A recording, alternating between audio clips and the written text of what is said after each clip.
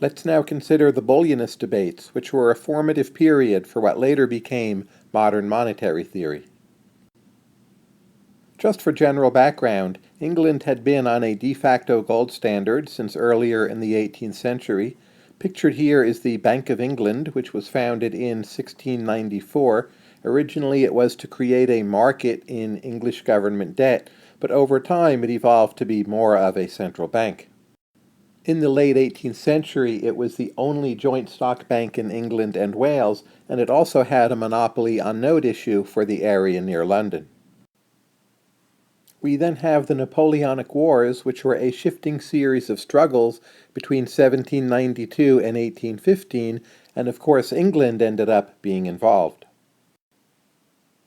In 1797, there are rumors of a possible French invasion, and that provokes a run on English banks.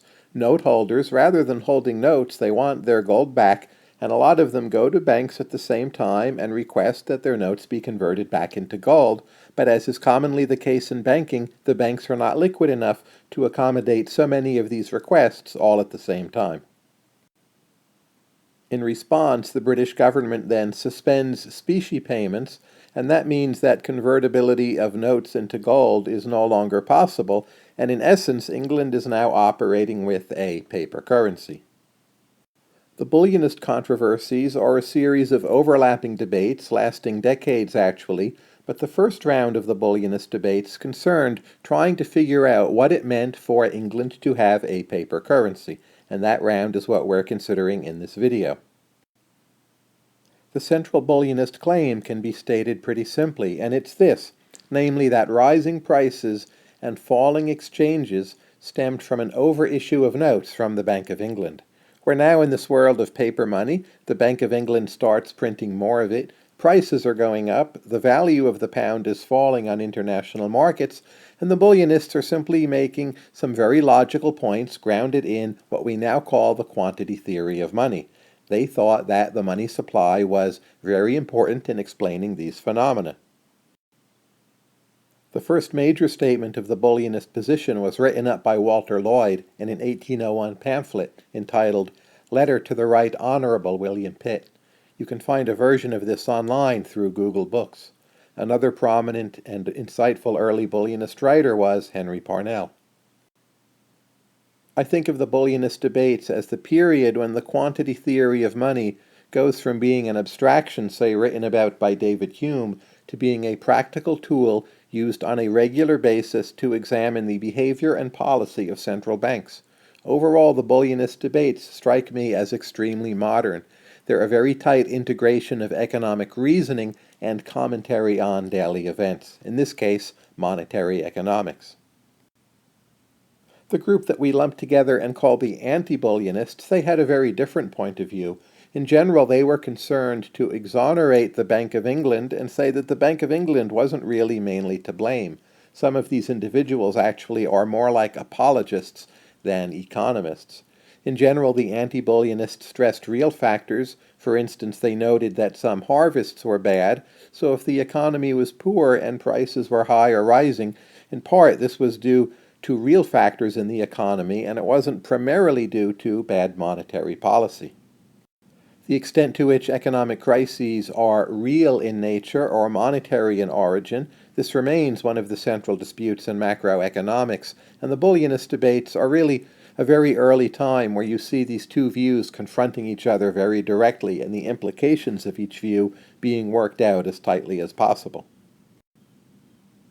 Just to complicate matters a bit, some of the anti-Bullionists had a further view, which we now call the real bills doctrine. This is influential throughout the 19th and indeed the 20th centuries, and the real bills doctrine stated something like this, that the central bank should discount only short-term, good-quality commercial paper, that if such paper was presented to the bank could create credit against it. Eventually this credit would be self-liquidating, and this was one formula for what was at the time considered to be a good monetary policy. To oversimplify just a bit, you can think of the real bills theorists as a kind of contrast to the quantity theorists. The real bills theorists said that if the central bank followed some formula like this, that the supply of money would take care of itself, and we shouldn't think of the supply of money as an exogenous source of trouble imposing itself on the economy. Rather, if there was a problem, it was likely the case this was because the central bank was not following the real bills doctrine. And some of the real bills theorists argued at that time that the Bank of England was following something like this doctrine. Therefore, the Bank of England was unlikely to be the source of the economic troubles of that time. Some of the more prominent anti-bullionist writers, well, they're given by this list of names here. Now enter Henry Thornton, who in 1802 publishes a book called An Enquiry into the Nature and Effects of the Paper Credit of Great Britain. This remains the best-known contribution arising from the Bullionist debates. We have a separate video on Henry Thornton, so I won't go through everything about him, but from the point of view of the Bullionist debates, you can think of Thornton as synthesizing the best of both sides, but also understanding that the quantity of money really matters, so ultimately I would put Thornton more in the Bullionist camp. In terms of policy, Thornton had some significant advice. He argued that banks should hold enough reserves to lend freely to domestic borrowers even when there's a bank run.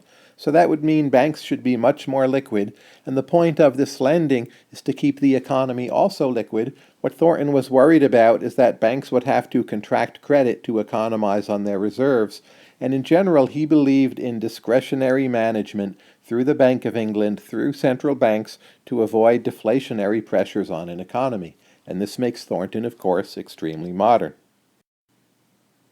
Thornton also rejected the real bills doctrine and provided what is still one of the best critiques of that view, and he argued that what you would discount as central bank policy isn't just the only policy decision. What also really matters is central bank interest rate policy, and when we take interest rate policy into account, it can be the case that you have a central bank following the real bills doctrine, which is still expanding money and credit in a way which can be inflationary or harmful.